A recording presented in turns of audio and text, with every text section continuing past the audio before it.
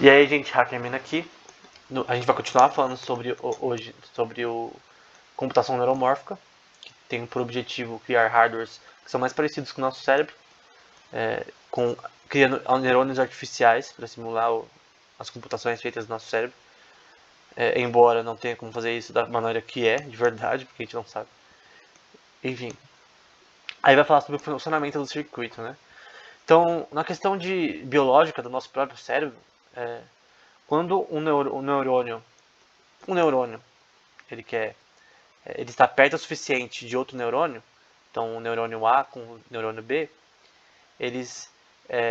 o neurônio A ele vai continuamente, repetidamente, né, estimular a célula do B, né? Então o neurônio ele vai se estimular um ao outro, né? Então as conexões entre neurônios elas funcionam com estímulos elétricos, né? Esses estímulos eles vão ser importantes para mandar informação e criar uma rede, realmente. Lembrando que cada parte do nosso cérebro eles são designados para funções importantes. Então tem uma parte, por exemplo, superior no meio do cérebro que é motor, uma habilidade mais motora. Então tem outras partes que têm relação à visão. Algumas partes eles se associam com várias partes do cérebro ao mesmo tempo, como quando você vê cores, enfim, quando você fala, quando você está com medo de repente, enfim. Então a gente está pensando em circuitos. Aqui está falando de só em de um neurônio para o outro, né? Então o neurônio ele vai se estimular um ao outro para realmente criar essa rede. Nessa rede vão ter vários circuitos que vão se interconectar para fazer o que a gente precisa. Eu estou falando agora, nesse momento, diversos neurônios eles estão se excitando, né, entre aspas, eles estão se mandando estímulos para que eu possa falar, ver, possa pensar, enfim, todas essas coisas são estímulos feitos nesses neurônios. Lembrando que a gente tem mais de cerca de 100 bilhões de neurônios, não, desculpa, 200 bilhões de neurônios no nosso cérebro. Então vai falar que isso significa que esses neurônios A e B, eles meio que produzem algum tipo de crescimento metabólico, de mudança metabólica dentro do nosso, do nosso córtex neural. E é basicamente isso, nesse caso na parte biológica, né? E aí, o algoritmo, então vou tentar explicar da maneira mais simples. Depois vou mostrar alguém usando esse algoritmo na prática, não para esse assunto. Então provavelmente esse daqui é um algoritmo mais customizado para isso, tá? Então provavelmente esse daqui é customizado. Então ali o input é a entrada, que vai ser as coisas que você vai pôr no algoritmo para ele fazer, para ele calcular, seja por exemplo, reconhecer imagens, reconhecer fotos, enfim, reconhecer rostos de pessoas, enfim, da sua mamãe, do seu papai, enfim. Você quer reconhecer o rosto de alguém usando um algoritmo de inteligência artificial, então ali o input vai ser a entrada. Essa entrada ela vai ser vista, por exemplo, de uma imagem de forma binária, entre aspas. Imagina que, vamos supor que eu ponho uma foto de um gato. E essa foto de um gato, ela vira um quadriculado. E esse quadriculado, que está na foto de um gato, né? Imagina que tem um quadriculado sobre a foto de um gato. O computador ele vai ver partes da imagem, né? De forma binária, em zeros e uns, né? Ele vai conseguir entender através disso os padrões que a imagem tem. Então, aqui tá uma parte mais escura, uma parte mais clara, aqui tem essa cor, aqui tem um formato de uma orelha, enfim, um focinho. E você vai pôr esses dados dentro da sua rede. E aí vai iniciar a rede, enfim, em si. Ele vai definir o número de passos que vai ter que ser dado para o treinamento acontecer, isso aqui é importante. E vai calcular. Esse weight é importante, esse 3 aí. Basicamente, esse daqui vai ser esse weight vai ser a soma de conexões neurais, entre aspas, que vai ter na rede. Então vamos supor que nessa matriz eu tenho 300 fotos de gatos. Essas fotos elas vão ser enviadas para essa rede de neurônios que a gente vai definir como weight ali. E esse weight vão ter vários números relacionados a ele que a gente tem que definir antes, que vão ser atualizados conforme a rede vai aprendendo. Então, quanto mais a rede vai aprendendo, pô, isso daqui não é um gato, isso daqui é um cachorro, isso daqui é um ser humano. Então, aí começa a entender padrões. Então, especificamente esse algoritmo, ele tem entender, é muito bom, na verdade, para reconhecimento artificial, por exemplo. Ele tem muita força assim, em questão de reconhecimento assim, de padrões em imagens, principalmente. Então, aí a parte 5, fazer uma calculação interativa e, por fim, até o número de passos ter chegado no passo que a rede está estável. O que significa que a rede está estável? É que ela atingiu o processo que ela realmente não pode ficar melhor que isso. Então, por exemplo, num jogo que nem Flappy Bird, fizeram uma inteligência artificial, até um brasileiro fez isso no YouTube, que ela aprendeu a uma hora que o bicho não perdia mais, ele ficava para sempre, né? Enfim, é basicamente isso que é o objetivo. Qual o problema que vai ser dado de representação, que ele vai ter que descobrir, seja imagens, de fotos, de cachorros, de gatos, enfim. Depois de ficar estável a rede, ela vai parar, né? Vai falar, ó, já deu aqui. Então, basicamente isso. E o output vai ser o final, né? Que vai dar a colocação relacionada. Vão ter novos weights, né? Que vai ser os neurônios, entre aspas. Vão ter novos neurônios, entre aspas. Esses neurônios, entre aspas, eles vão estar atualizados, né?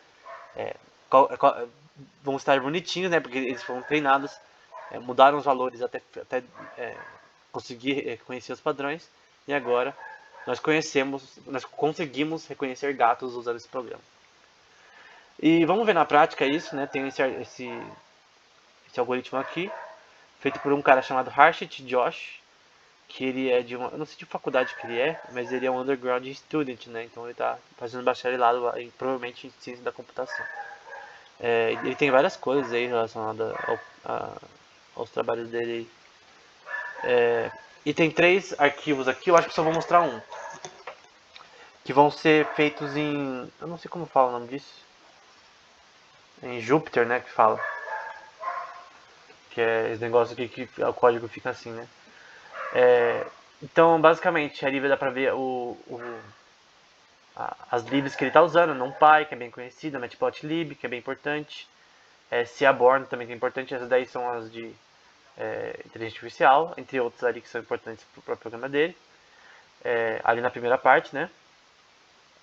Ali, gente, uma parte importante que a gente viu, aqui, por exemplo, dá pra ver ali a segunda parte que é estabelecer o número de interações, de passos, né, de interação. E basicamente vai ter aqui, ó, número de interações 25, número de bits to change, né, de alterações no estado do neurônio, provavelmente, 512.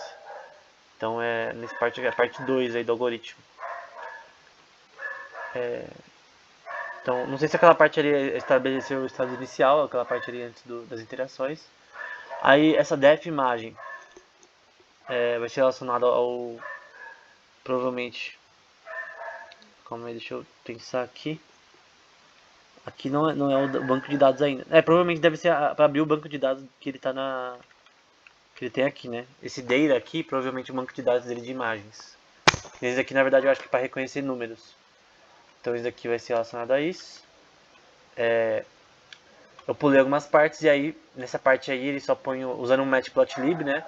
Ele só tá fazendo essa visualização aí gráfica das imagens que ele quer que o computador reconheça. Então ele quer que o computador reconheça 0, 1, 2, 3, 4, 5, 6, 7, 8, 9. Enfim. Então é basicamente isso.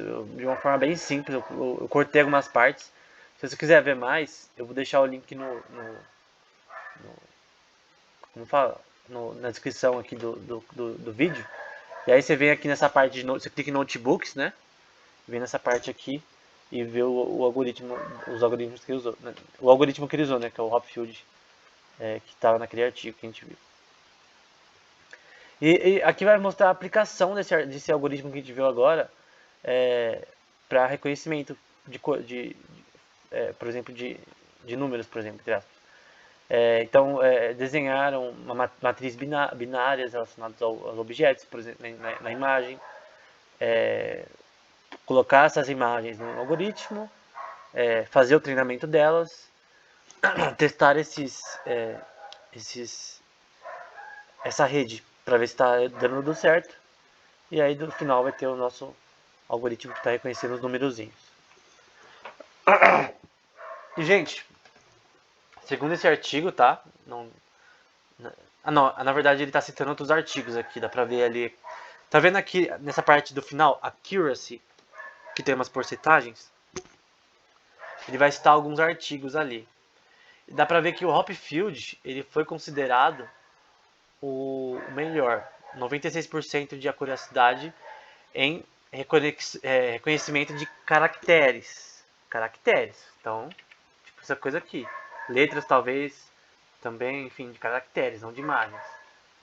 De gato, cachorro, como por exemplo. Então, melhor que Spike Neural Networks. E essa Spike Neural Networks é muito importante, quem estiver vendo essa frente. Tem a ver muito com a forma que as sinapses se conectam do cérebro humano. SVM também, que é bem conhecida. KNN, Knight Neural e Backpropagation, que também são bem conhecidas. E também é importante também essa parte de pré-processamento, mas eu não vou falar sobre ela hoje, porque é muito complexa e eu não vou falar hoje. E dá pra ver também o tamanho dos datasets, né? Datasets. Então dá pra ver ali que o segundo ali tem 60 mil de imagens, assim, de caracteres. O Hopfield que foi treinado ali tem 167. Então é estranho, porque tem um banco de dados um pouco meio pequeno, né? Ah não, até pequeno. Embora não sei se daí alterou aí no resultado. Então talvez daqui não seja tão incrível. Então vai falar que sobre a partir dessa pesquisa com detalhes, eles acreditam, os autores desse artigo, que esse artigo poderia ajudar bastante para melhorar as implementações de hardware, né, relacionadas a processamento neuromórfico, usando Hopfield algoritmo, aquele algoritmo que a gente viu antes. Então ele pelo que eu entendi, o objetivo desse artigo é mostrar como usar esse algoritmo para ajudar na implementação de hardware neuromórfico, né? Que tenta simular o cérebro a computação no cérebro humano. Então, gente, era isso. No próximo vídeo, sobre o mesmo assunto, a gente vai tentar falar mais sobre esse tipo de coisa. A gente vai ver outro artigo sobre computação neuromórfica, que é os main registers, né? Que vai ser a parte importante da nossa aula aí, que vai falar bastante sobre um novo tipo de forma de alocar memória e processamento ao mesmo tempo, que é basicamente inspirado no nosso cérebro. Então, é isso. Espero que tenha sido útil e que tenha dado para entender. Até o próximo vídeo.